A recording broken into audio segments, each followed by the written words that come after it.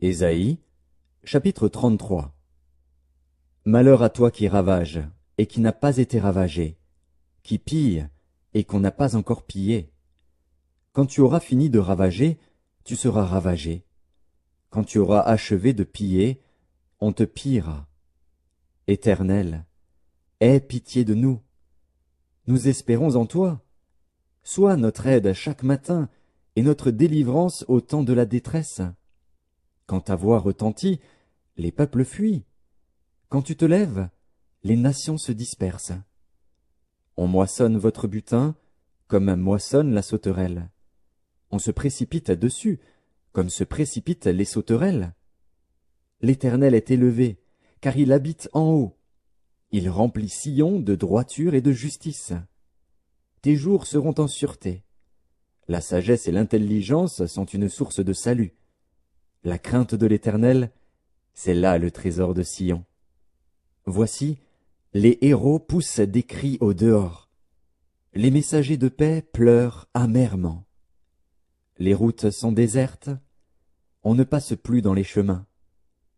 Il a rompu l'alliance, il méprise les villes, il n'a de respect pour personne. Le pays est dans le deuil, dans la tristesse. Le Liban est confus, languissant. Le Saron est comme un désert. Le Basan et le Carmel secouent leur feuillage. Maintenant je me lèverai, dit l'Éternel.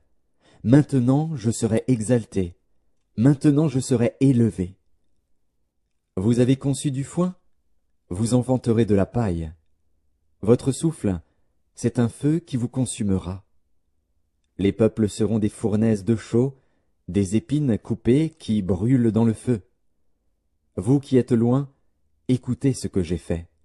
Et vous qui êtes près, sachez quelle est ma puissance.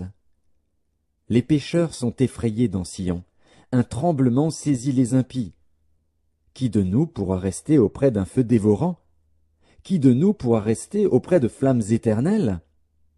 Celui qui marche dans la justice et qui parle selon la droiture, qui méprise un gain acquis avec extorsion, qui secoue les mains pour ne pas accepter un présent, qui ferme l'oreille pour ne pas entendre des propos sanguinaires, et qui se bande les yeux pour ne pas voir le mal, celui-là habitera dans des lieux élevés.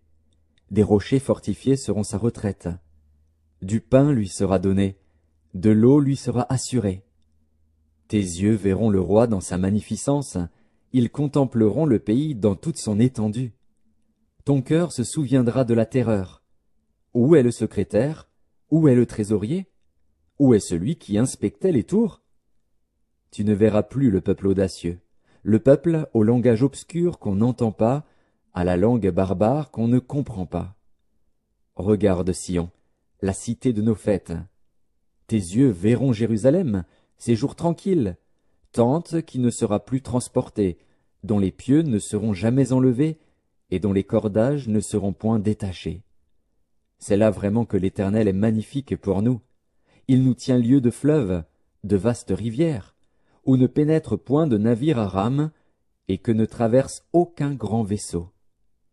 Car l'Éternel est notre juge, l'Éternel est notre législateur, l'Éternel est notre roi, c'est lui qui nous sauve. Tes cordages sont relâchés.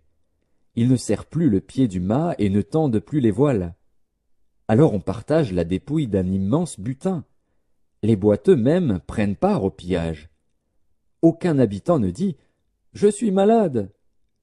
Le peuple de Jérusalem reçoit le pardon de ses iniquités.